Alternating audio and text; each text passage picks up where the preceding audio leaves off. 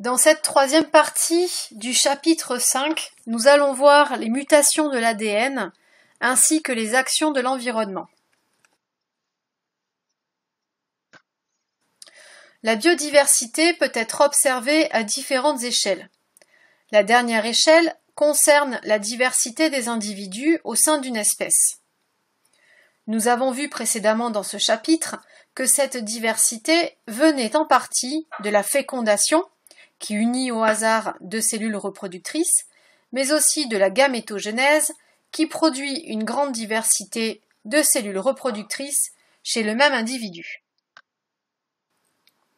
Cette diversité génétique repose sur l'existence des allèles responsables de l'expression de caractères différents, comme ici la couleur des yeux.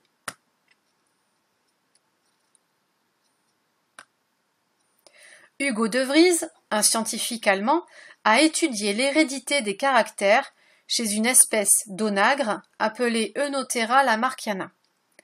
Ces travaux ont permis de mettre en évidence l'apparition de caractères nouveaux qu'aucun parent ne portait auparavant. En effet, après avoir croisé des plants d'Eunothera lamarckiana, il obtient plus de 15 000 descendants dont la majorité conserve les caractères parentaux.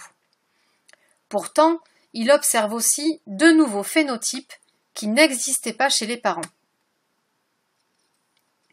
Il élabore alors la théorie de la mutation. Pour De Vries, l'apparition de nouveaux caractères qui sont transmis à la descendance s'appelle une mutation. Dans cette expérience, que vous pourrez réaliser si vous prenez l'option SVT en première, on expose une souche de levure appelée ADE2. On l'expose aux rayons ultraviolets pendant un temps croissant. Ces levures, lorsqu'elles sont cultivées dans un milieu nutritif, prennent naturellement la couleur rouge. Après un temps croissant d'exposition au rayonnement UV, on obtient les résultats suivants. Ces résultats mettent en évidence deux conséquences de l'exposition prolongée aux UV. Je vous laisse réfléchir.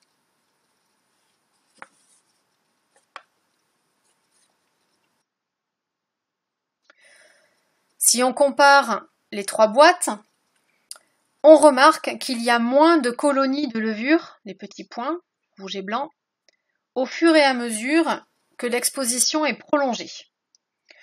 On peut donc en déduire que les rayons ultraviolets vont avoir une action fongicide, c'est-à-dire qu'ils tuent les champignons. D'autre part, on remarque que, au fur et à mesure de l'exposition aux UV, il y a de plus en plus de colonies de couleur blanche.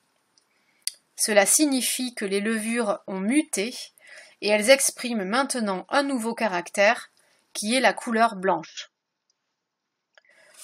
On dit que les UV sont des agents mutagènes, c'est-à-dire qu'ils entraînent des mutations au niveau de l'ADN. Ici, les UV ont provoqué une mutation du gène 1 responsable de la couleur rouge, entraînant l'apparition d'un nouveau gène, le gène 2, qui permet la production d'une enzyme responsable de la couleur blanche.